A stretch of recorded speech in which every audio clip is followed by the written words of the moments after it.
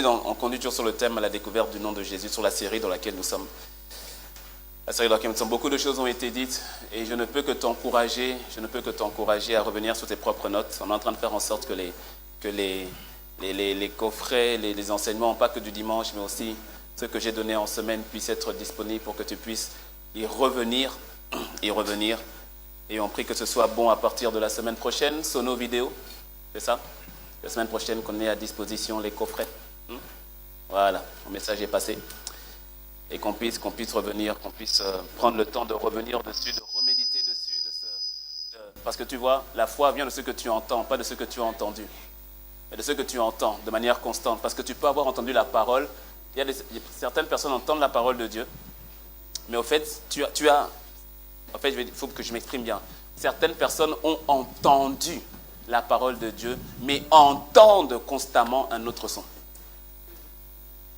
Que tu me suis? C'est-à-dire, tu peux venir le dimanche, tu as entendu. Et quand tu as entendu, effectivement, tu as été marqué, tu as été touché. Mais ce n'est pas qu'est-ce que tu as entendu, c'est qu'est-ce que tu entends. Or, beaucoup entendent un autre son. Tu entends les mensonges de l'ennemi, tu entends constamment des musiques qui te tiennent prisonnier. Tu entends constamment des personnes qui critiquent, qui calomnient. Tu entends constamment la voix de ta chair qui te dit le contraire de ce que dit l'esprit. Tu entends constamment. Et c'est pour cela que tu agis en fonction de ce que tu entends, car la foi vient de ce que l'on entend. Pour ça, assure-toi que ce que tu entends vienne de la parole de Christ. C'est qu'est-ce que tu entends constamment. Alors, comment faire en sorte de remplacer ces voix au-dedans de toi? Il faut que tu les remplaces par la parole, par la méditation de celle-ci, de manière continue et constante. C'est pour cela que Josué le dit, inspiré par le Saint-Esprit. Non, c'est même pas, c'est Dieu qui dit à Josué, médite cette parole, que ce livre de la loi ne s'éloigne point de ta bouche. Médite-le le jour et la nuit. Ça veut dire quoi? Ça veut dire que tu fasses en sorte de le méditer constamment. Que tu l'entendes constamment. Il n'y a pas de secret. Il n'y a pas de secret.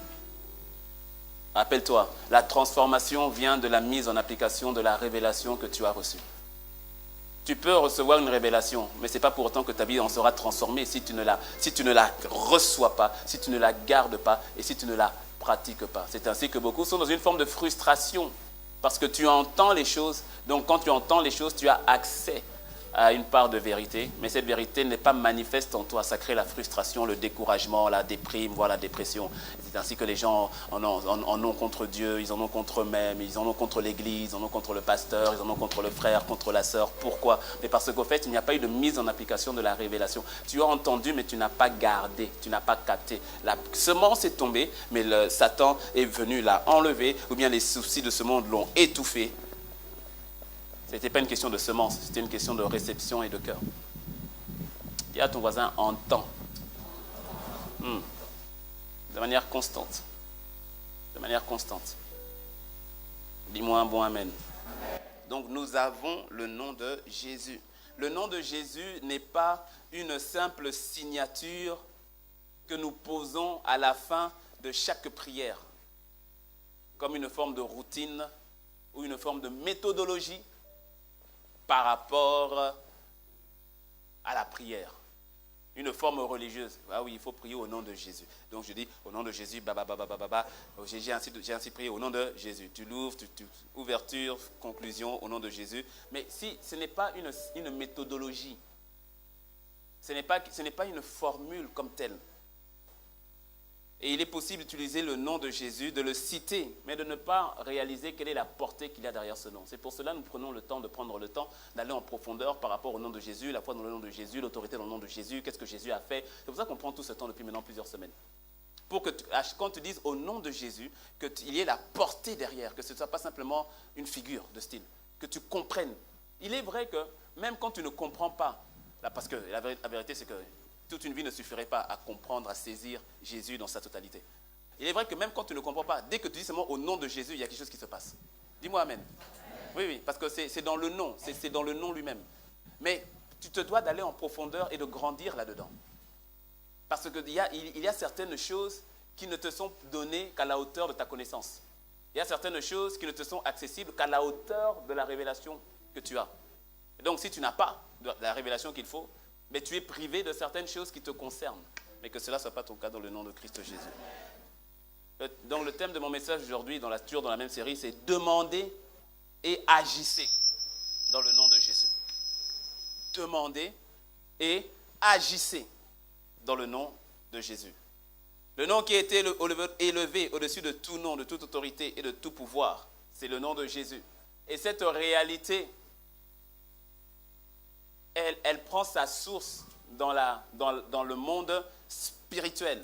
Cette vérité est une réalité spirituelle.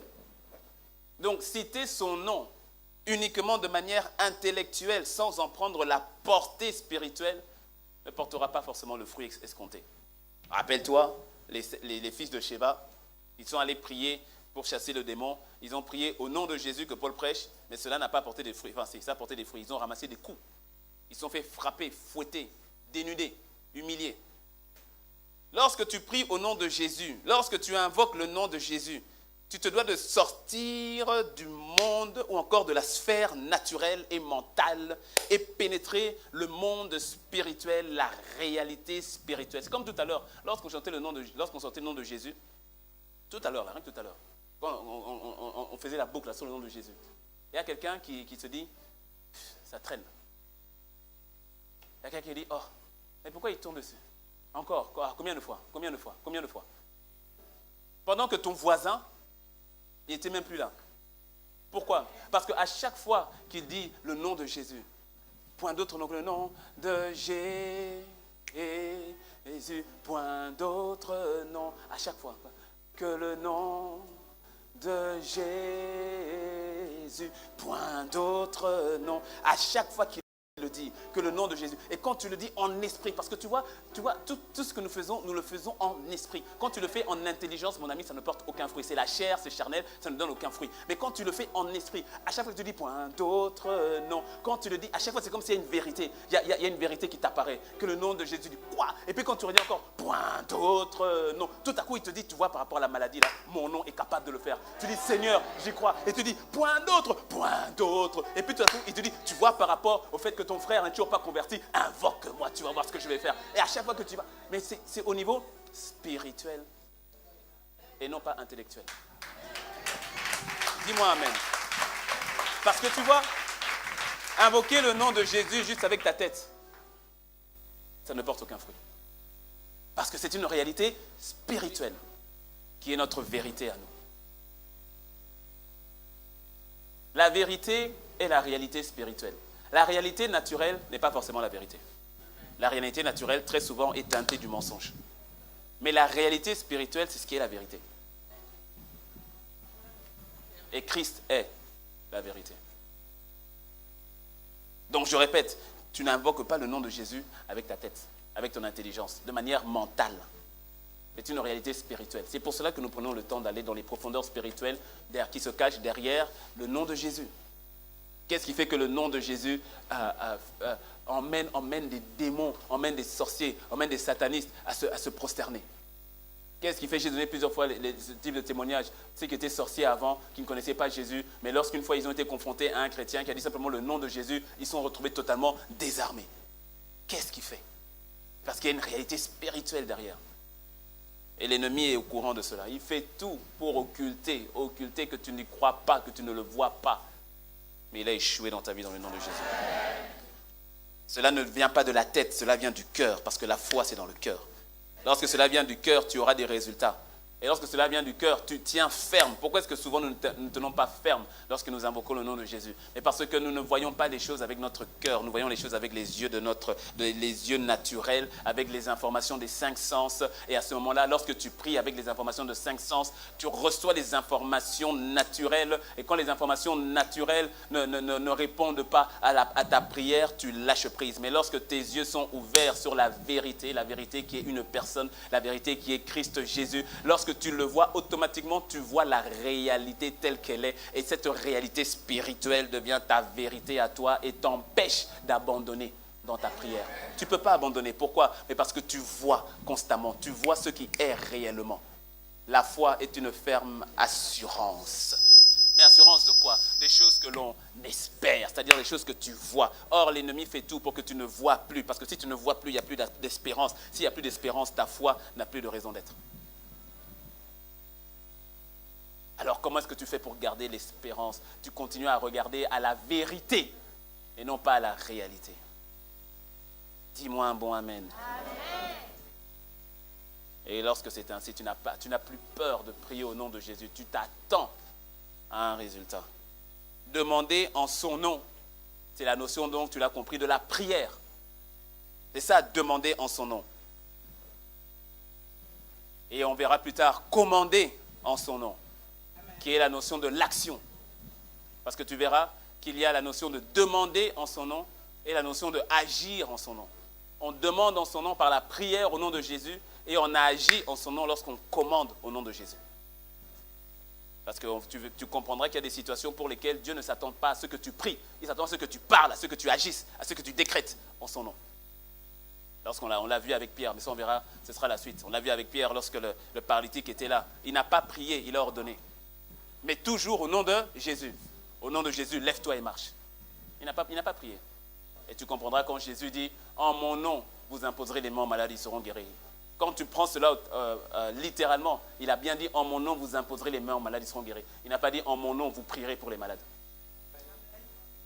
C'est là où tu verras la différence qu'il y a entre demander en son nom et commander en son nom. Il a dit, en mon nom, au nom de Jésus, sois guéri. Ah. Ton frère, ton voisin, il n'y croit pas.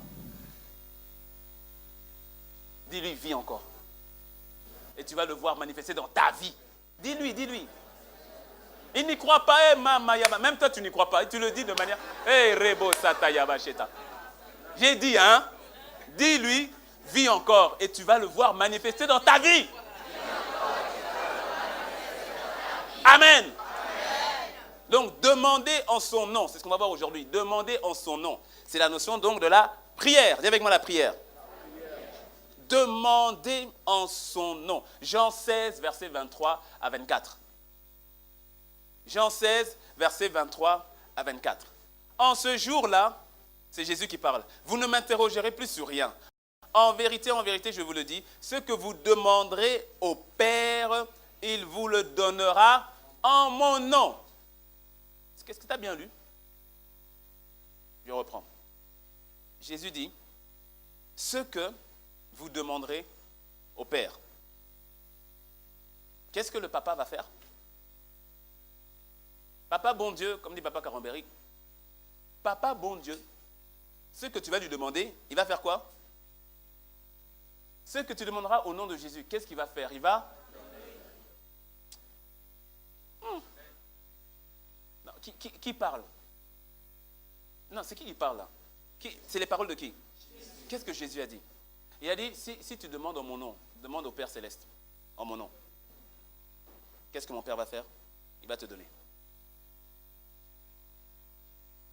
Verset 24. Jusqu'à présent, vous n'avez rien demandé en mon nom.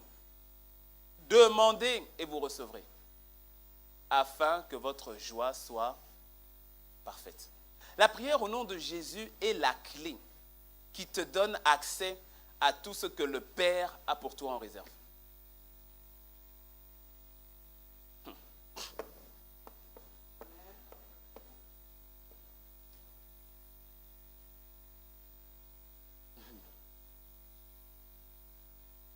Je répète, pour quelqu'un qui était distrait, c'est-à-dire la majorité, j'ai dit, la prière au nom de Jésus est la clé qui te donne accès à tout ce que le Père a pour toi en réserve.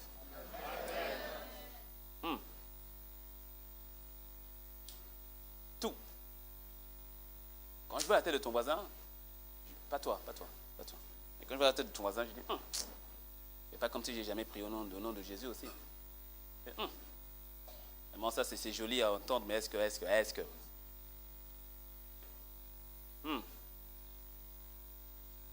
Laisse-moi faire une parenthèse. Tu sais, il te sera toujours fait selon ta foi. Toujours. J'ai remarqué, et j'ai déjà dit, je le redis, j'ai remarqué au fait que dans la vie, dans la marche avec le Seigneur fait véritablement exception de personne. Mais les personnes qui se démarquent sont les personnes simplement qui manifestent la foi. Et souvent la foi d'un enfant vis-à-vis de Dieu. Ouais. Qui manifeste simplement. Et rappelle-toi, quand tu es venu à Christ, au tout début, là, tu manifestais ce type de foi. D'une simplicité incroyable. Simplicité incroyable. C'est-à-dire, cette sensation que tout ce que tu demandes, il va te le donner. Rappelle-toi. Rappelle-toi. Bon, qu'est-ce qui s'est passé depuis? Les réalités de la vie t'ont rattrapé. La simplicité de l'enfant a disparu. Maintenant, tu es devenu un adulte ignorant, spirituellement parlant. Cocobar, ayant expérimenté trop de défaites et de déceptions, tu en as tiré des conclusions qui très souvent sont à l'opposé de ce que Dieu dit pour ta vie. Non, pas toi, je parle de quelqu'un qui est en train d'arriver. Pas toi, pas toi, pas toi. Ouais. J'ai vraiment remarqué qu'avec le Seigneur, il te sera toujours fait selon ta foi. Tu te souviens, non? Il est comme un océan. Tu viens avec une cuillère, tu repars avec des cuillères. Tu viens avec un seau, tu repars avec des seaux. Tu viens avec des bidons, tu repars avec des bidons. Tu viens avec un conteneur, tu repars avec les conteneurs. Tu viens avec un système de drainage continu. Amen. C'est toi qui vois. Tu as arrosé constamment. C'est toi qui vois, en fait. Il te sera toujours fait selon ta foi. Moi, j'ai décidé, et d'ailleurs, je ne suis pas encore, je ne suis pas du tout même, mais vraiment décidé de dire non, Seigneur, faut pas, je refuse d'arriver devant toi et d'avoir des regrets. Je refuse d'arriver devant toi et de voir un entrepôt avec mon nom dessus, écrit les livraisons retournées, ou bien les colis non livrés pour ta vie sur terre. Ah non, non, non. C'est-à-dire, quand j'arrive au ciel, Seigneur, fais-moi grâce que tout ce que tu avais en réserve pour ma vie, que j'ai tout épuisé pendant ma vie sur terre. Non, parce que tu vois, il y a des choses qui ne seront plus d'utilité une fois qu'on sera là-bas. La guérison, c'est fini, c'était pour la terre. C'est pas là-bas. Là-bas, il n'y a plus de maladie, il n'y a plus rien. Tu vois, non? Le salut de tes proches, c'est pendant qu'on est là. Quand on est là-bas, c'est terminé. On est sauvé ou on ne l'est pas. Est-ce que tu me suis? Le salut de ta nation, c'est ici, c'est maintenant. Est-ce que tu me suis? Tu vois, tous ces colis, hein, Seigneur, cette entreprise que tu m'avais préparée, ce mariage, parce qu'il y a mariage et mariage, ce mariage que tu m'avais préparé. C'est-à-dire, arriver et de dire, Seigneur, tout ce que tu avais préparé pour moi, que quand j'arrive, que j'ai tout utilisé. Ah oui, oui, oui, mais ça, il te sera fait selon ta foi. Selon ta foi. Certains se contentent des miettes qui tombent de la table. C'est toi qui vois. Tu vois, dans Marc 4, l'histoire de la femme grecque qui est venue, qui a dit, ma fille est malade, ma fille est malade, Seigneur, fais quelque chose. Jésus qui lui dit, il n'est pas bon de prendre le pain des enfants et de le donner aux petits chiens. Il faut que les enfants se rassasient d'abord. Et puis elle dit, oui, c'est vrai, mais les petits chiens se nourrissent aussi des miettes qui tombent de la table. Et Jésus entend ça et dit, waouh, quelle foi! Et il dit, je n'ai pas vu une foi aussi forte dans Israël. Parce qu'elle était étrangère, elle était grecque. Et Jésus la regarde et dit, ta foi a sauvé ta fille, qui soit faite selon ta foi. Et sa fille a été guérie tout de suite. Quand on lit le texte, on pense donc que la vérité, c'est qu'il est bon d'avoir accès aux miettes. Mais au fait, lis bien, comprends bien. Jésus n'a pas donné des miettes. Elle lui a donné le pain. Quand Jésus dit, tu ne peux pas te donner le pain. Parce que, écoute, qui a parlé des miettes? C'est Jésus ou c'est elle? Suis-moi bien. Donc, quand Jésus dit, il n'est pas bon de prendre le pain et de donner aux enfants, Jésus et donner aux petits chiens, on pense que Jésus insulte. Absolument pas. Il dit la vérité. Sur le plan spirituel, n'était sous l'alliance que le peuple d'Israël à l'époque. Tout le reste était banni. Parce que Dieu, dans sa souveraineté, avait choisi le peuple d'Israël. Donc, la grâce n'est pas encore manifestée. Jésus n'est pas encore mort et ressuscité. Donc, tout le reste ne sont pas peuple de Dieu. C'est comme ça qu'il prend le mot kouon, petit chien. Il n'a pas insulté, il a dit les vérités spirituelles. Mais elle dit, même en tant que petit chien, je peux prendre les miettes. Et puis, elle dit, waouh, franchement, ta foi là. Et puis il dit, ma fille, ta foi t'a sauvée. Ta fille, c'est bon, vas-y. C'est-à-dire que Jésus lui a donné accès au pain. Elle a réussi à provoquer, par sa foi, elle a réussi à avoir accès au pain avant l'heure. Dis-moi un bon amen. C'est exactement ce qui s'est passé avec le centurion aussi. Et à chaque fois, Jésus dit, mais dans tout Israël, je n'ai pas vu une foi pareille. C'est-à-dire, il dit, mais c'est comme si c'est les étrangers qui captent mieux, qui ont plus foi. Idem pour les lépreux, les 10 lépreux que Jésus a guéris. C'est toujours l'étranger, le lépreux samaritain qui revient pour dire merci. Il dit, mais il n'y a que cet étranger pour revenir, sous-entendu, les autres ne l'étaient pas. Les autres étaient juifs. Mais qu'est-ce qui a fait qu'ils aient eu accès au pain? La foi. La foi. Et c'est comme ça que Satan, on l'a vu, c'est comme ça que Satan vient avec un système de pensée d'incrédulité qu'il met dans l'Église. L'Église, c'est toi et moi. C'est-à-dire qu'il met dans les enfants de Dieu pour les emmener à accepter la pensée qui dit que tu n'y as pas droit. Qui dit que ce n'est pas pour toi. Laisse tomber. Contente-toi du peu de piment que tu as. Il te sera toujours fait selon ta foi. C'est jamais le problème du Seigneur. Lui, il est là, il est dispo. Il marchait, il se baladait. Plein de curieux qui viennent, qui le touchent. Ouais, Jésus est dans la place, ouais, Jésus est dans la place, Jésus, ouais, Jésus. Une seule personne est venue avec foi. On peut être comme ça, plein dans l'église. Mais combien viennent avec foi? Combien viennent dans le but de le toucher, de recevoir, de le rencontrer, d'être changé, d'être transformé, de ne pas ressortir d'ici tel que j'étais rentré? Combien viennent avec cette attitude-là? Ou bien nous venons simplement parce que c'est dimanche? Et qu'est-ce que dimanche on fait? On va à l'église. Dimanche, qu'est-ce qu'on fait? On va servir. Mais combien viennent avec une attitude qui consiste à dire, Seigneur, je viens avec foi, j'ai une attente, parce que personne n'a rencontré le Seigneur et est reparti tel qu'il était venu. Personne. Il te sera fait selon ta foi. Dis-moi un bon amen. Amen. Donc, je répète, la prière au nom de Jésus est la clé qui te donne accès à tout ce que le Père a pour toi en réserve. Et souvent, nous confondons la notion d'appartenance et la notion de possession. C'est-à-dire, ce n'est pas parce que quelque chose t'appartient que tu en as forcément la possession. Jésus a tout accompli à la croix. Ça, c'est un fait. Dis-moi amen. Il a tout accompli. Ce qui veut dire que le salut, la guérison, les âmes de ton quartier, les âmes de ta famille, la prospérité financière, la prospérité émotionnelle, toutes ces choses, au fait, ont été acquises. Tout cela a été acquis. Mais tu verras qu'il y a des choses pour lesquelles tu ne fais rien et le Seigneur te donne et ça se manifeste dans ta vie. Et il y a trop de choses, tu n'as pas idée à quel point. Tu n'as pas idée à quel point. Mais tu verras qu'il y a certaines choses pour lesquelles le Seigneur attend que tu demandes. Il attend que tu demandes. J'avais raconté, je ne sais plus c'est à quel culte, il y a 2 semaines je crois, j'avais raconté l'histoire de Smith Wigglesworth, je la reprends encore, qui, on l'a appelé au pays de Galles pour aller faire le ministère et aussi pour prier pour une dame de l'église qui était mourante, une vieille dame qui était mourante.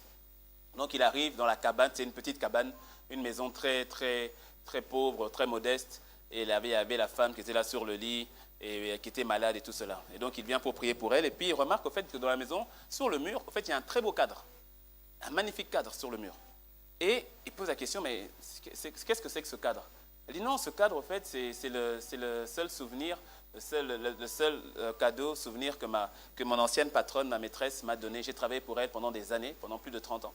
Et je l'aimais beaucoup, et elle aussi, elle m'aimait beaucoup, elle m'appréciait beaucoup. Et avant de mourir, avant qu'elle ne meure, c'est ce cadeau-là qu'elle m'a offert et tout ça. Et ça fait 10 ans que la patronne est morte. Et donc, le pasteur Smith qui demande, est-ce que je peux vous emprunter le cadre? Et puis elle dit, oui, bien sûr. Pasteur Smith prend le cadre, il rentre un peu avec à l'église là-bas, et il commence à ouvrir le cadre, à lire au fait ce que c'est. Et ce que c'était un testament. C'était un testament que sa maîtresse, sa patronne, lui avait légué. Parce qu'effectivement, elle l'aimait beaucoup. Et pour tout le service rendu pendant toutes ces années et autres, elle lui a légué un testament. Et dans ce testament stipulait donc la dame-là était propriétaire de biens immobiliers avec une somme d'argent qui devait couvrir le restant de ses jours. Est-ce que cet héritage-là lui appartenait? Oui. Oui, c'était à son nom. C'était à son nom. Le testament, tout, son nom, c'était à son nom. Ça lui appartenait. C'était une forme de titre de propriété qu'elle avait. Mais est-ce qu'elle était en possession? C'est à son nom, mais elle ne possède pas. C'est à son nom, mais elle n'en jouit pas. Elle a encadré. Alors regardez, elle dit, ah, c'est joli. Mais elle n'en jouit pas. Pourquoi? Parce que la vérité, c'est qu'elle ne savait pas lire. Oui, on est dans les années fin 1800, 1900, début 1900. Elle ne savait pas lire. Et donc pour elle, elle a juste mis en décoration. Elle ne savait pas lire. Elle a juste encadré. Mais à toi et moi, Dieu nous a fait grâce de pouvoir lire. Mais nous ne prenons pas le temps d'aller dans notre testament à nous.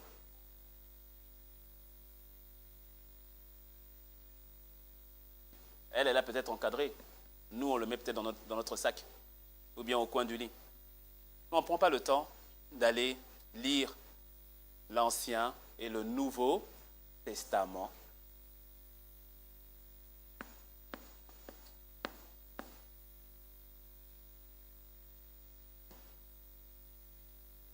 Tu vois, il y a 3 choses qui peuvent s'opposer à la prise de possession de ce qui te revient, de ce qui t'appartient. Il y a 3 choses.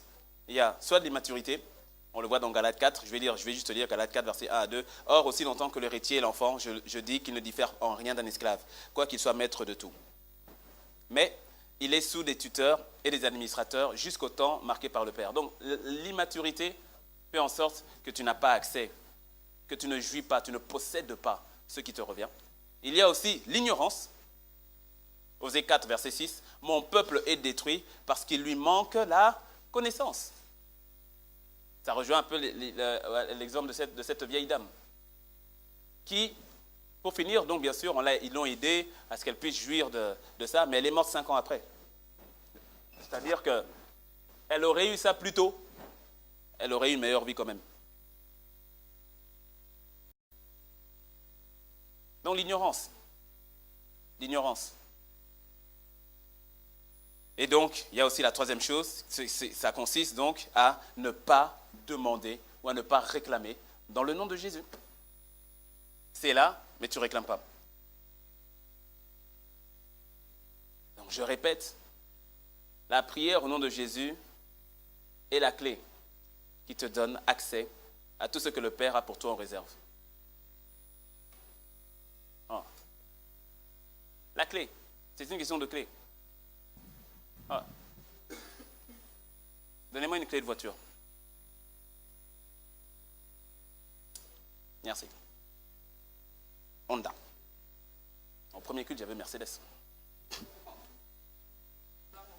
Disons que c'est ça, c'est la clé de la Honda, dernier modèle. C'est quoi le dernier modèle de la Honda? Là, CR-V, version 2017. Ok? Mais là, très bien, très bien. Premier culte, j'ai fait comment est donné Mercedes, j'ai dit ML, version 2017, la main est sortie trop vite. Mais pas que la personne qui a donné la clé, toute l'église. Amen, j'ai dit, mais c'est... Ok, disons que ça, donc, c'est les clés de la Honda CR-V, dernière version 2016-2017. Et je te dis que la voiture est au parking, dehors. La carte grise est à ton nom. L'assurance est à ton nom. Intérieur, cuir, full option. Et à la couleur que tu aimes.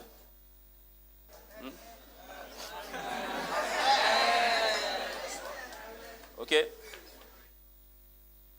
Qu'est-ce qui va se passer?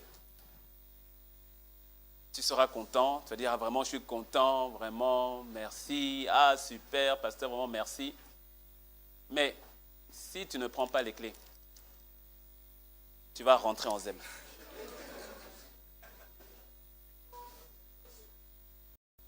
Et c'est ce que beaucoup font, même lorsque tu viens à l'église. Tu viens et tu reçois l'information, la révélation que tu as ta CR-V 2017 qui est là. Mais tu n'as pas pris les clés.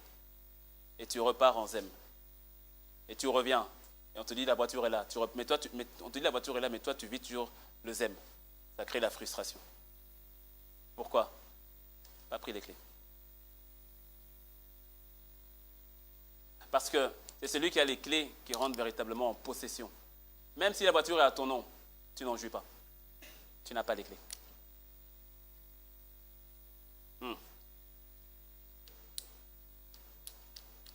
Et le nom de Jésus est l'une de ces clés-là qui nous donne accès à ce que le Père a en réserve pour nous. Et pour cela, il a dit, priez en mon nom. C'est pour ça que donc tu dois d'abord être conscient, je reviens sur la notion de ce qui est à ta disposition, tu dois être conscient déjà de ce qui te revient. Éphésiens 1, versets 16 à 19, je vais lire la version, c'est quelle version que j'ai? La version Parole de vie, je crois. Oui, Parole de vie. Dit, je dis vos noms quand je prie, et sans cesse je remercie Dieu à cause de vous. C'est Paul qui prie pour les gens d'Éphèse. Je demande au Dieu de notre Seigneur Jésus-Christ, le Père rempli de gloire, de vous donner la sagesse. Alors vous découvrirez Dieu et vous le connaîtrez vraiment. Je lui demande d'ouvrir les yeux de votre intelligence. Ainsi vous pourrez connaître l'espérance qu'il vous a donnée en vous appelant. Vous connaîtrez la richesse magnifique des biens qu'il donne à ceux qui lui appartiennent.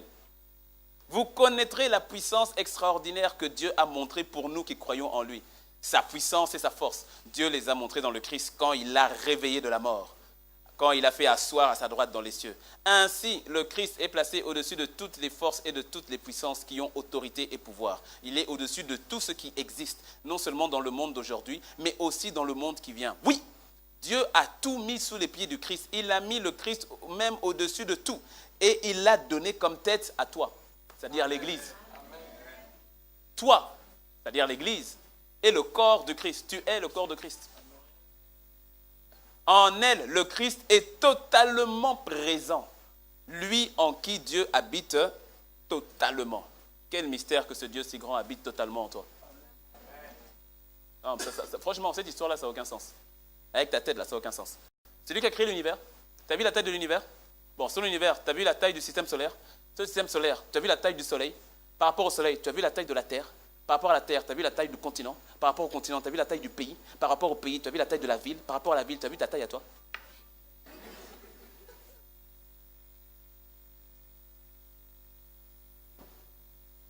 Non, il faut beaucoup de foi pour croire à cette histoire de nouvelle naissance. Non, parce que si tu réfléchis avec la tête là, on va te dire, mais toi, tu es bête, hein?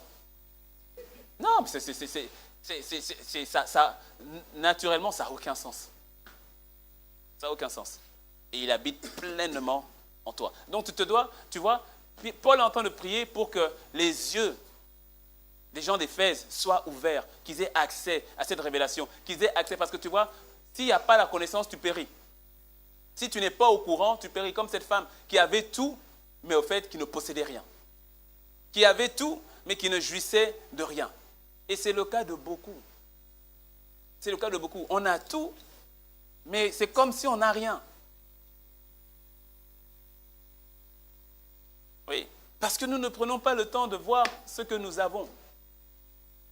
Écoute, tu reçois un coup de fil, un ami ici au Bénin ou à l'étranger, il te dit, ah mon gars, comment tu vas et tout, ah je ne sais pas vraiment, j'ai eu à cœur j'ai pensé à toi, j'ai eu à cœur de t'envoyer quelque chose, je t'ai envoyé un Western Union. Il te dit, je t'ai envoyé un Western Union, et il te dit, le Western Union, même si ça ne peut pas se faire normalement, mais il te dit Western Union est de 30 millions. Ah, pas de problème. Non, que tu fait selon ta foi, il n'y a pas de souci.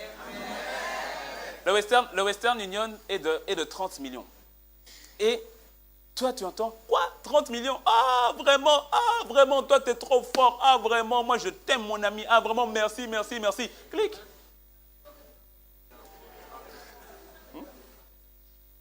Même celui qui t'a envoyé va dire, mais comment il a raccroché? Et puis il te rappelle. Il dit, oui, mais mon gars, bon, je te dis, je t'ai envoyé. Il dit, oui, mais je sais, je te dis merci pour le Western. Merci, oh! Clique. Et c'est ce que beaucoup nous faisons. Tu entends, il y a puissance dans le nom de Jésus. Tu entends, tu dis yes, amen, alléluia. Tu entends, il y a ta voiture qui t'attend dehors. Tu as dit amen tout à l'heure. Yes, amen. Mais laisse-moi te dire que c'est vrai. Amen.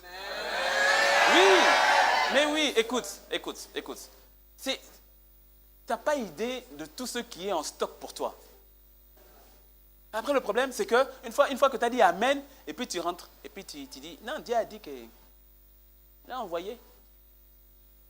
Mais tu ne prends pas le temps d'aller chercher les détails dans sa parole. Est-ce que tu me suis? Parce que tu vois, lorsqu'il t'envoie un western, qu'est-ce que tu fais? Tu t'enquières au moins de deux choses. Le montant, le code et son nom. Est-ce que tu me suis? Et qu'est-ce que tu fais? Tu vas prendre, donc si tu envoies des informations par WhatsApp ou SMS, donc tu vas bien prendre ces informations, tu vas faire en sorte vraiment que le SMS tu vas faire copier-coller. Juste au cas où tu fais une mauvaise manipulation. Et plus le montant est gros, plus c'est-à-dire les chiffres, c'est 10 chiffres, non? Tu vois, quand on voit 5 000 francs, bon, oui, tu dis, bon, quand j'aurai le temps, je vais aller.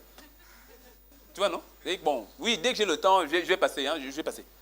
Je vais aller, bon, des fois tu peux m'oublier, ah oui, tu vas m'envoyer 8 000 francs, ah oui, c'est vrai. Bon, faut que j'y aille quand même. Ok?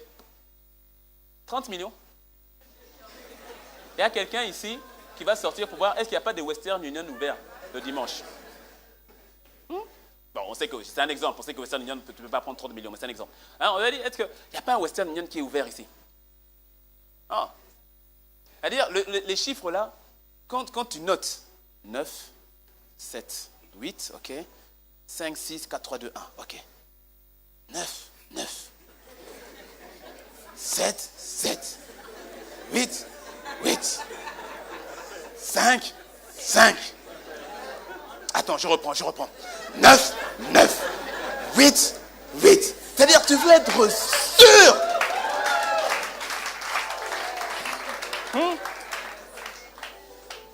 Même quand tu as fait toutes ces vérifications, même quand tu arrives, avant d'arriver devant le guichet, tu revérifies encore. Tu veux être sûr. Et même si tu as fait une petite... D'habitude, 9, tu écris ça vite fait 9. Mais là, tu mets ton plus beau 9.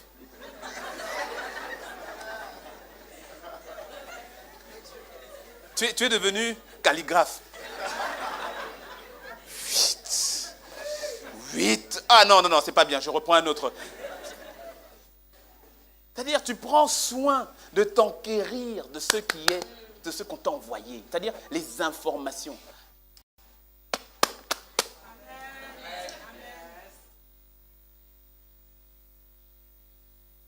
Il y a plus que Western Union ici, il y a plus que le Testament, il y a plus. Parce que tu vois, on peut t'envoyer un Western Union de 30 millions, mais ça peut pas agir contre une maladie incurable.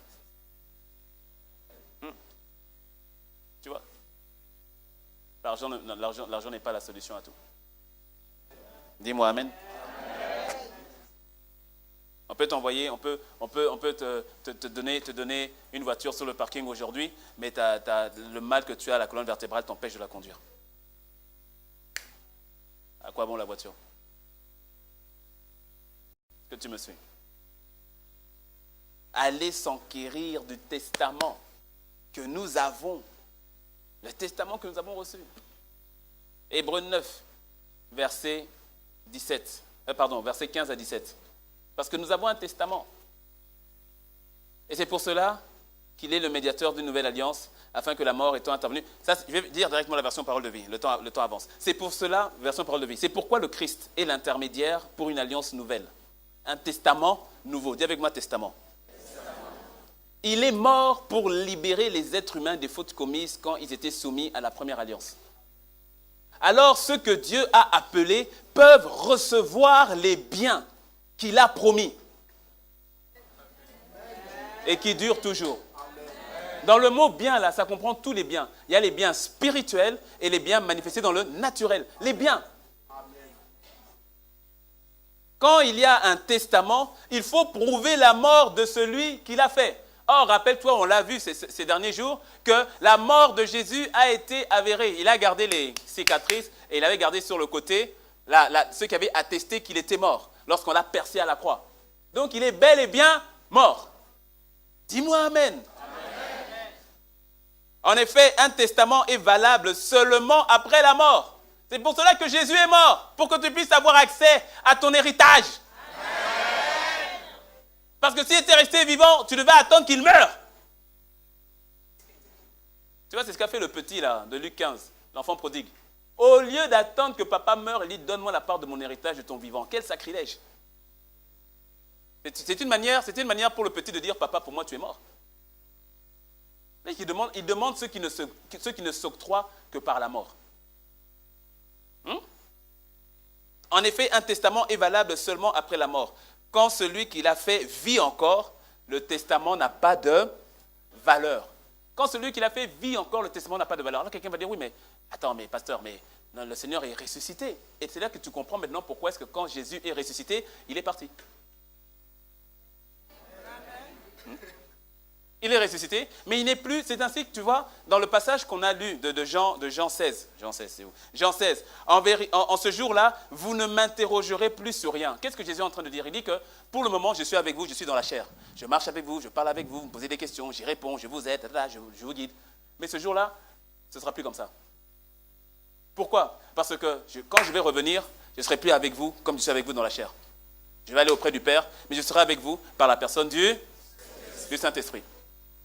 Et pour cela, il est allé à la mort, sauf que la mort n'a pas pu le retenir. Et maintenant, il est reparti auprès du Père. Et Romains 8,34 nous dit, qui les condamnera? Christ est mort, bien plus, il est ressuscité, il est à la droite de Dieu et il intercède pour nous. C'est-à-dire que Jésus est allé maintenant à côté du Père et sa présence auprès du Père, le Père ne peut que valider ce que ses enfants demande au nom de celui qui est à sa droite. C'est-à-dire, quand tu dis au nom de Jésus, Jésus regarde le Père. Le Père regarde Jésus. Jésus dit, Père, tu sais que tout ce que je demande, tu exauces, non? Regarde la demande de ma fille. Faut exaucer. Oh, quelqu'un. C'est lui. Père, exauce. Père, exauce. Dis-moi un bon amen. Amen. Donc, être conscient de l'héritage. Prends le temps, mais prends le temps. Fais taire les voix. Fais taire ces voix qui constamment t'emmènent à penser, à proclamer et à agir contrairement à ce que Dieu dit. Fais taire ces voix. Fais-les taire. Comment? Ce n'est pas en disant seulement taisez-vous. Ce n'est pas simplement ça. Il faut les faire taire, il faut les remplacer par la parole. Par la parole. Reste ancré. Écoute, il n'y a pas. C'est tellement simple que ça devient compliqué. Mais oui. Maintenant, tu comprends pourquoi est-ce que l'ennemi s'acharne tellement pour t'empêcher de lire la parole. Il attaque, tu comprends pourquoi il attaque tellement ta vie de méditation. Écoute, laisse-moi te dire, si quand tu pries, et... non, pas quand tu pries, quand tu lis la Bible, tu commences à t'endormir. Laisse-moi te dire que c'est un démon qui fait ça. Est-ce que tu le sais? Non, c'est pas normal, c'est pas naturel. Quand tu es devant la télé, tu es en forme. Dès que tu ouvres ta Bible, tu commences à dormir. Tu commences à bâiller. Tu commences à te fatiguer. Tu ressens une lourdeur. Tu crois que c'est normal? C'est un démon qui fait ça. Je n'ai pas dit que le démon te possède, mais il agit, il t'oppresse. Qu'est-ce que tu crois? À qui ça arrive? Non, je sais que vous êtes nombreux. À qui ça arrive? Wow. Non, levez la main. Mettez-vous debout. Non, c'est une oppression. Mettez-vous debout.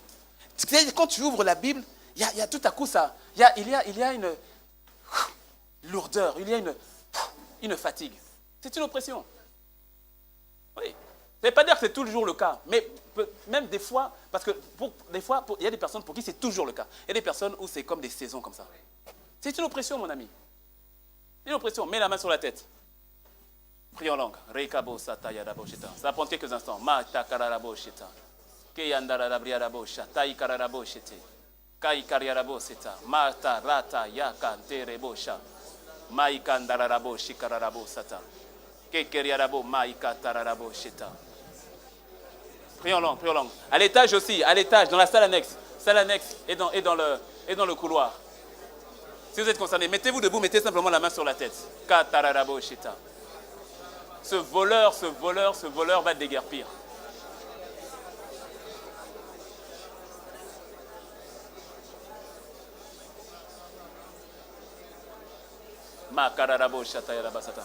Ok, gardez la main, fermez les yeux. Père, au nom de Jésus, par l'autorité du nom de Jésus, je commande à ces esprits impurs, je commande à ces esprits, je vous commande dans le nom de Jésus, à partir de maintenant, vous lâchez prise. Amen. Vous lâchez prise. Amen.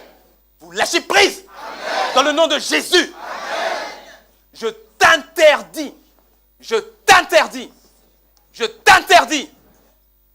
Je te menace dans le nom de Jésus. Amen. Tu libères la vie de mon frère. Amen. Et tu libères la vie de ma soeur. Amen. À partir de ce soir même, lorsque tu ouvres ta Bible, ma soeur, mon frère, l'amour de la parole t'envahit. Amen. La vitalité, la vigueur t'envahit. Amen. Dans le nom de Jésus. Amen. Karabosha. Tout ce que tu voulais voler, esprit impur, tout ce que tu voulais dérober, à partir de ce jour, tu lâches prise. Amen. Dans le nom de Jésus. Amen. Merci Seigneur. Ok, tu peux acclamer le Seigneur et puis t'asseoir.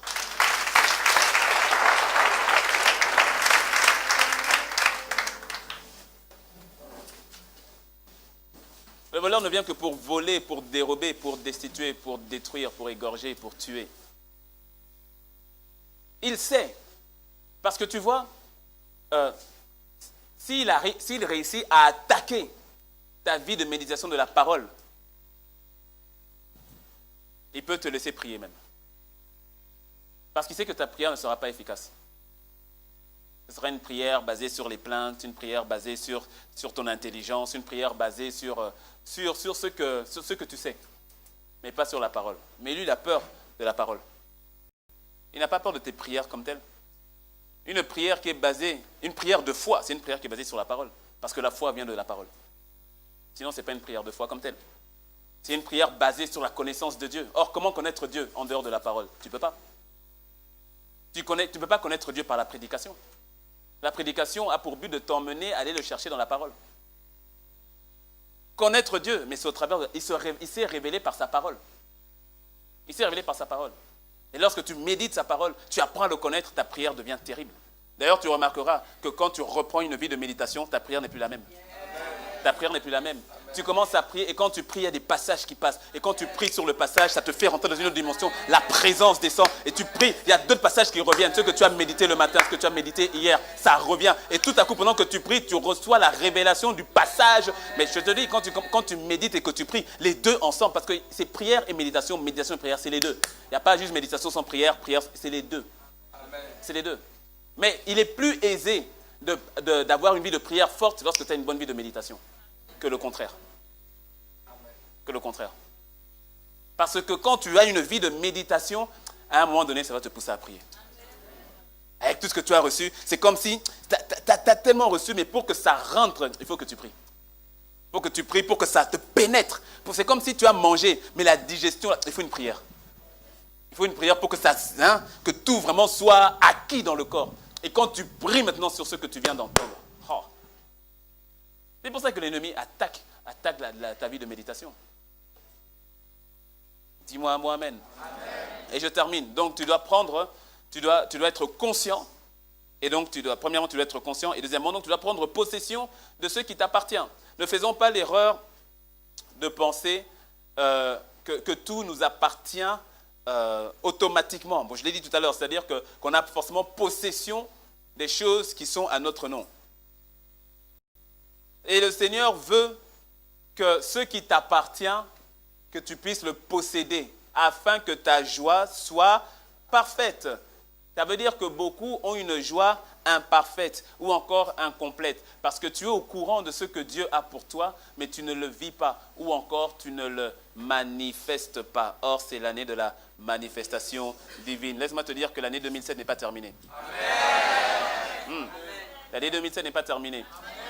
Et lorsque tu vas mettre en application ce que le Saint-Esprit est en train de te dire, tu vas emmener à manifestation ce que le Seigneur avait pour toi dans le nom de Jésus. Il dit, demande en mon nom, afin que ta joie soit parfaite. Ta joie donc est incomplète ou imparfaite parce que tu sais ce qui est pour toi. Tu sais donc, par exemple, l'exemple de la voiture, que la voiture est là, mais ta joie n'est pas parfaite. Tu as la joie de savoir que tu as la voiture, mais tu ne la conduis pas. Donc ta joie est imparfaite. Tu sais ce qui t'appartient, tu sais ce que le Seigneur a pour toi, mais tu n'en jouis pas encore, tu ne le manifestes pas. Donc quelque part ta joie est imparfaite. Priez en mon nom, demandez en mon nom, afin que mon Père vous le donne et que votre joie soit parfaite. Demandez et vous recevrez. Demandez et vous recevrez. Demande, prie, demande et tu recevras. Et laisse-moi te dire, je termine, laisse-moi te dire que tu ne pries pas pour soulager ta conscience. La prière n'est pas pour soulager sa conscience. La prière doit porter du résultat. Amen. Je ne prie pas juste pour le style. Quand je prie, je m'attends à un résultat. Amen. Je m'attends à un résultat. Je ne prie pas simplement pour prier et tout cela. J'ai prié, moi je suis soulagé. Enfin, quelque part, ça m'apaise un peu. Au moins j'ai prié, non? Non, je prie pour un résultat. Amen. Jésus a dit, demandez en mon nom et vous recevrez. Alors je prie afin de recevoir. Dis-moi un bon amen. Amen. Et pas pour soulager une conscience ou autre chose. Ou pour faire juste une action spirituelle. Non. 1 Jean 5, verset 14 à 16. Le dernier passage. 1 Jean 5, verset 14 à 16. Nous avons auprès de lui cette assurance que si nous demandons quelque chose selon sa volonté, il nous écoute. 1. Et si nous savons qu'il nous écoute, quelque chose que nous demandions, nous savons que nous possédons la chose que nous possédons. Que nous possédons la chose que nous lui avons demandée. La version Parole de vie le dit ainsi. Voilà pourquoi nous sommes pleins de confiance. La confiance. Voici pourquoi nous sommes pleins de confiance devant Dieu. Quand nous lui demandons quelque chose qu'il trouve bon pour nous. Dis-moi Amen. Amen. Oui. Parce qu'il y a des choses, c'est vrai, qu'on demande. Dieu lui-même dans son amour, il dit, petit, si je te donne ça, je vais te perdre. Mais oui. C'est pour ça que là, écoute, c'est pour ça.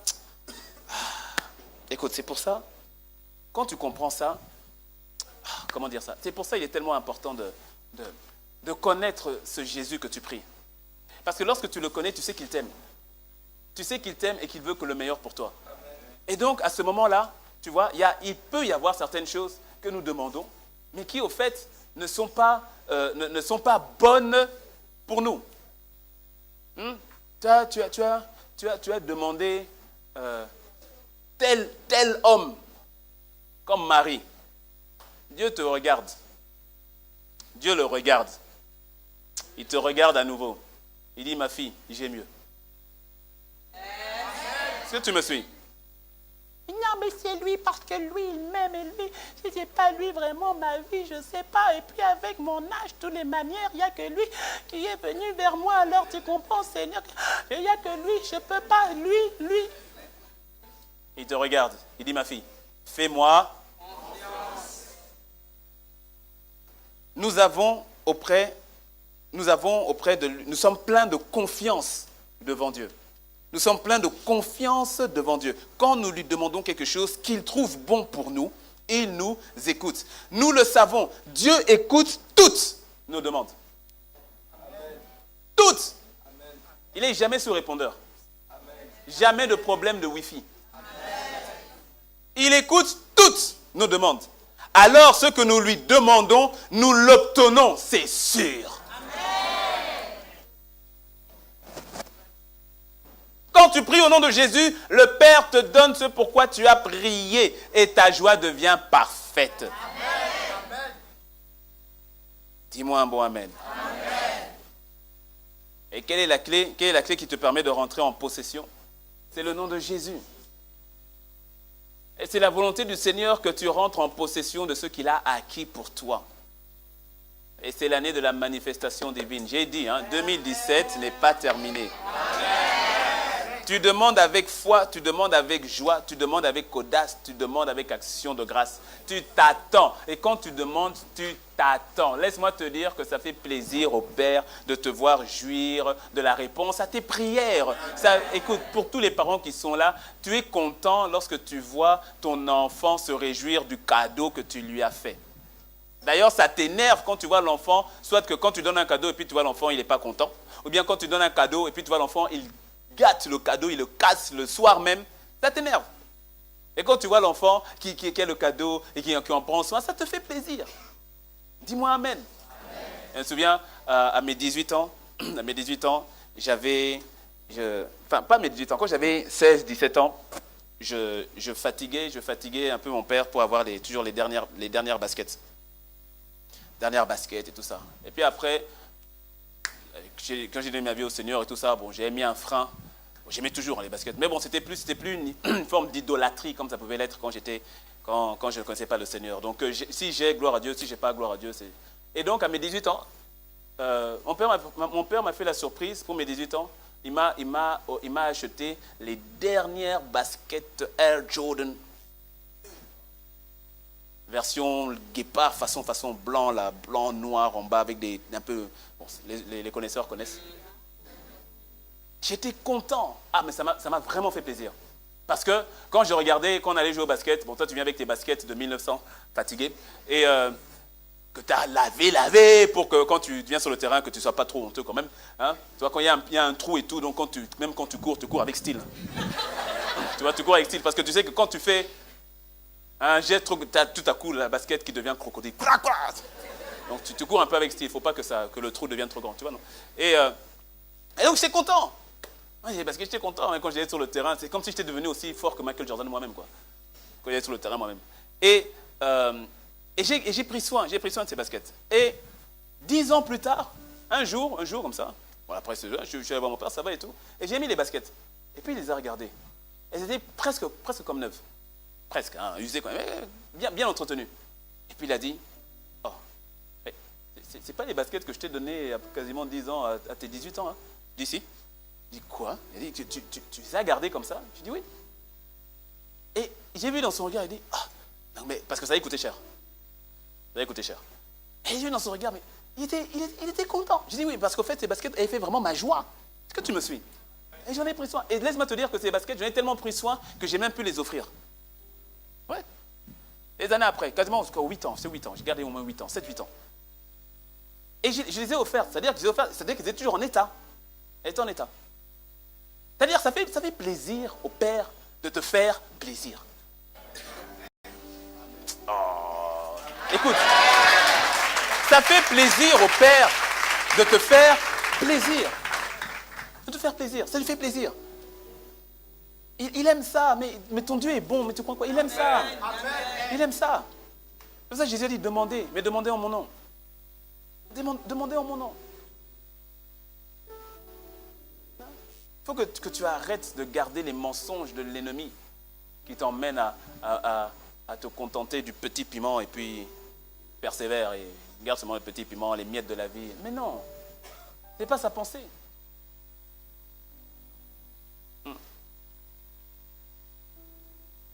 Lorsque tu sens dans ton cœur, le Seigneur t'appelle par rapport au ministère de la parole. Ah, mais ne dis pas, bon, on verra seulement, on va se débrouiller seulement. Alors le Seigneur se regarde et dit, mais je vois derrière toi des multitudes de personnes qui vont être sauvées, qui vont être changées, qui vont être transformées. Puis tu dis, non, donne-moi simplement, même une dizaine, ça va, je prends. Tu vois, il a tendance à se contenter. Tu pries au nom de Jésus, tu dis, Seigneur, montre-moi ce que tu as en réserve. Tu as dit que tu m'appelles au ministère de la parole, montre-moi ce que tu as en réserve par rapport à ça. Laisse-moi voir, laisse-moi percevoir, laisse-moi voir. Et dès que tu vois une percée, dès que tu commences à prier là-dessus, dans le nom de Jésus. Il dit tout ce que vous demanderez. Moi, je ne comprends pas. Moi, écoute, sois comme un enfant. Il a dit tout. Demande tout. Amen. Non.